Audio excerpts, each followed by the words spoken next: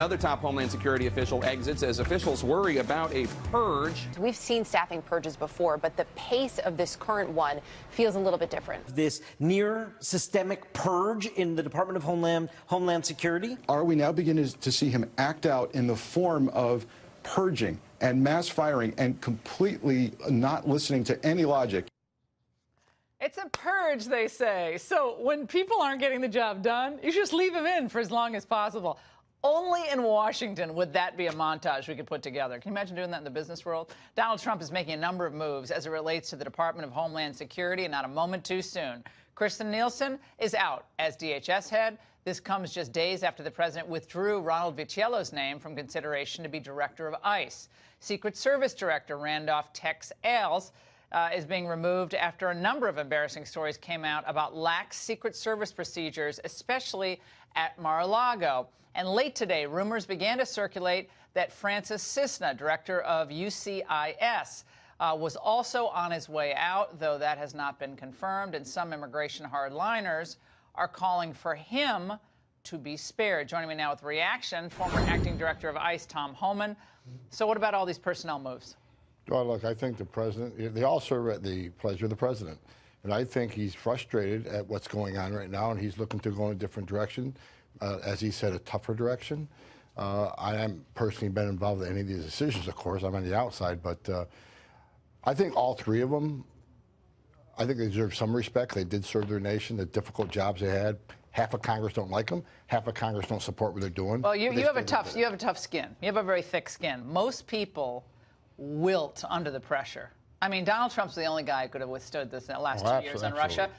But think about it. You're Cisna, you're head of that UCIS, meaning underneath you, they do all the credible fear screenings. People coming into the country from Central America, they state a credible fear. They're just released into the system 14 days. They're out. You know, a lot of them you never see again.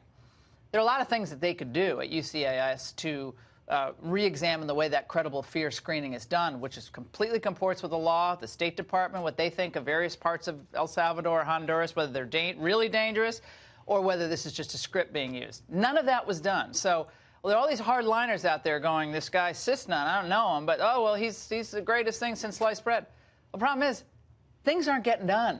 And beyond Congress, and Congress has to act, there are federal things that can be done, executive branch and agency-level actions that can be taken. But you got to have a strong constitution to do that, even if you agree with the president on all the underlying issues. Well, you know, I think there's some things that can be done. I've talked about it in the show many times, things that ICE can do, maybe some more things we can do with government of Mexico. Well, I've been out for 8 months. When I was in, I've been in many meetings with all these folks, and I actually thought Francis was doing a good job at what he had at the time.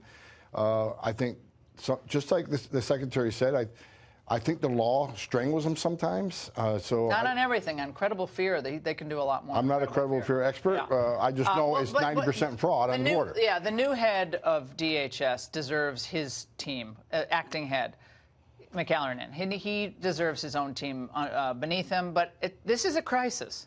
I like the fact that the president makes a change. It's not working, clearly. We got a team in place that has to execute and get the job done. I think Kevin McAleenan is a good choice. I've worked with Kevin shoulder to shoulder the last few years. We worked together underneath Jay Johnson when the first crisis happened. Right. So here we are. Kevin can hit the ground running. He knows the border issues. He has a great relationship with many on the Hill. He has a great relationship with the government of Mexico, Department of Defense. So I think he can get some things done. I really do. And by the way, another federal judge, Ninth Circuit District Court judge, ruled against the administration today. Another injunction goes into effect maybe on Friday. Administration can't deport people to Mexico or send people to Mexico pending their asylum applications, which under federal law is allowed. We now have judges that are a permanent part of the anti-Trump resistance. Well, two things. The Ninth Circuit, so, you know, President Trump had his argument with the Chief Justice that Ninth Circuit's politicized. Yeah. It wasn't. Obviously it is. And second thing is, look, are we surprised? These people, if they're escaping fear and persecution from Honduras, Guatemala, El Salvador, they're in Mexico. They have escaped that fear and persecution, so they should be okay in Mexico. That's why they can go to Mexico under federal law. Absolutely. That judge is a complete outrage, an Obama appointee. Tom, thanks. Great to see you as always. Appreciate it.